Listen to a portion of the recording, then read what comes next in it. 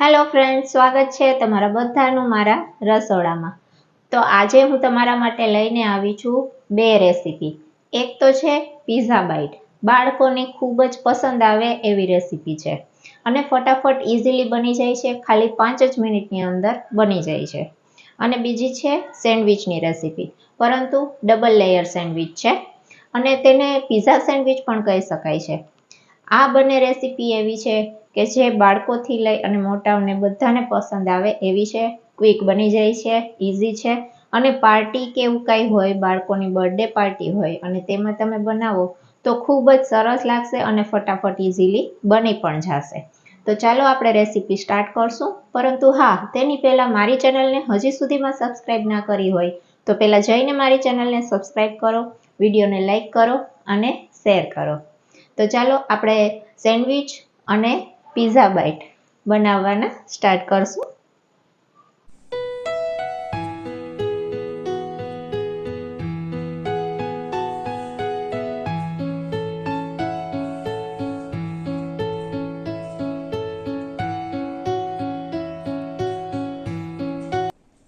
તો સૌથી પહેલાં સેન્ડવિચનું સ્ટફિંગ તૈયાર કરશું. તેના માટે મેં બફેલું બટેટું છૂંદો કરીને લીધું છે. હવે તેની અંદર આપણે સ્વાદ પ્રમાણે મીઠું, થોડી હળદર, થોડું લાલ મરચું પાવડર અને થોડું ધાણા જીરું, બસ આટલા જ લેવાનું છે. સિમ્પલ સ્ટફિંગ તૈયાર કરશું. મિક્સ કરી દેશું.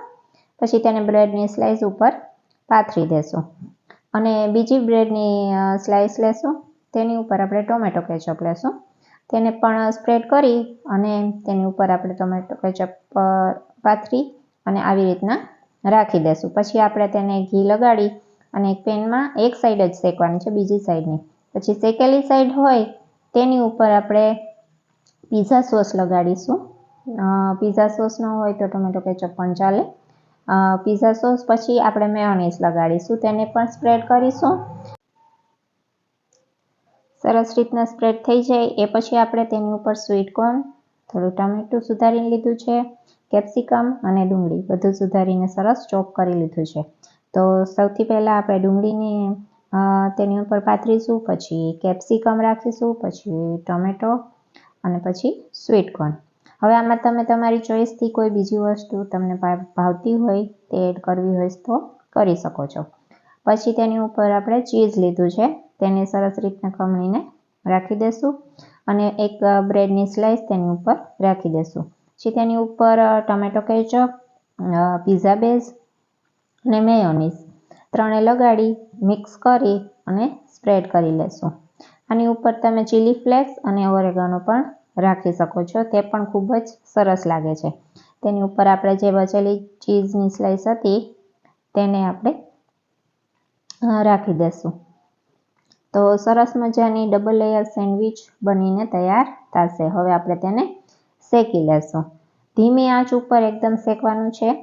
હવે આપણે પિઝા બાઇટની ટોપિંગ તૈયાર કરશું. તેના માટે મેં કેપ્સિકમ લીધા છે, થોડા સ્વીટ કોર્ન લેશું, થોડા ટોમેટો અને થોડા ડુંગળી. આમાં પણ તમે કોઈ બીજી તમારી ચોઈસની વસ્તુ એડ કરી શકો છો. પછી પિઝા બેઝ, મેયોનીઝ અને ટોમેટો કેચઅપ, બસ આ બધું સરસ મિક્સ કરી અને આપણું ટોપિંગ તૈયાર છે ને એકદમ ઇઝી, ફટાફટ બની જાય તેવી રેસીપી. બસ તો હવે પિઝા બાઇટ માટે મેં બ્રેડની સ્લાઇસને આવી રીતના કટ કરી લીધી છે. બાઇટ્સ છે એટલા માટે મેં નાની સાઈઝના રાઉન્ડ કટ કર્યા છે. હવે આની ઉપર આપણે જે ટોપિંગ તૈયાર કરેલું હતું તે પાથરી દેશું. આમાં પણ ચીલી ફ્લેક્સ, ઓરેગાનો સરસ લાગે છે, તે પણ એડ કરી શકાય છે. તો બધા જ સ્લાઇસની ઉપર આવી રીતના આપણે ટોપિંગ પાથરી અને પછી તેની ઉપર આપણે ચીઝને ખમણી લેશું. સરસ મજાના પિઝા બાઇટ્સ તૈયાર થશે.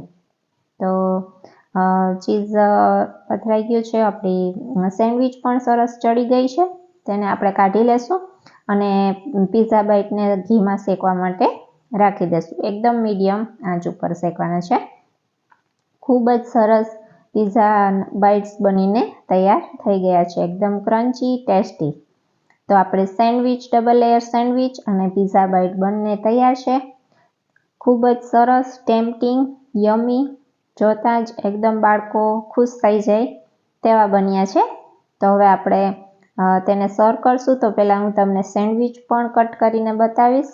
તમે જોઈ શકો છો એકદમ સરસ ડબલ લેયર, એકદમ સોફ્ટનેસ પણ છે, ક્રન્ચીનેસ પણ છે, ખૂબ જ ટેસ્ટી એવી આપણી ડબલ લેયર સેન્ડવિચ બનીને તૈયાર છે. એકદમ ટેસ્ટી લાગશે, બાળકોને ખૂબ જ પસંદ આવશે. તો આપણી સેન્ડવિચ અને પિઝા બાઇટ્સ તૈયાર છે. તેને મેં સોસ સાથે સર્વ કર્યા છે. એકદમ પાર્ટી માટેની બેસ્ટ આઇટમ છે. કોઈ બાળકની બર્થડે પાર્ટી હોય અને તમે આ આઇટમ રાખો તો ખૂબ જ સરસ લાગશે અને બાળકોને ખૂબ જ પસંદ આવશે. તો તેવી આ રેસીપી છે. તમે પણ તમારી ઘરે ચોક્કસથી ટ્રાય કરજો અને મને કોમેન્ટ બોક્સમાં જણાવજો કે તમને મારી આ રેસીપી કેવી લાગી. તો બસ, જો આ વિડીયો તમને પસંદ આવ્યો હોય, રેસીપી પસંદ આવી હોય તો ચેનલને સબસ્ક્રાઈબ કરજો, વિડીયોને લાઈક કરજો અને શેર કરજો. મળું છું નેક્સ્ટ વિડીયોમાં નેક્સ્ટ રેસીપી સાથે. ત્યાં સુધી જય માતાજી.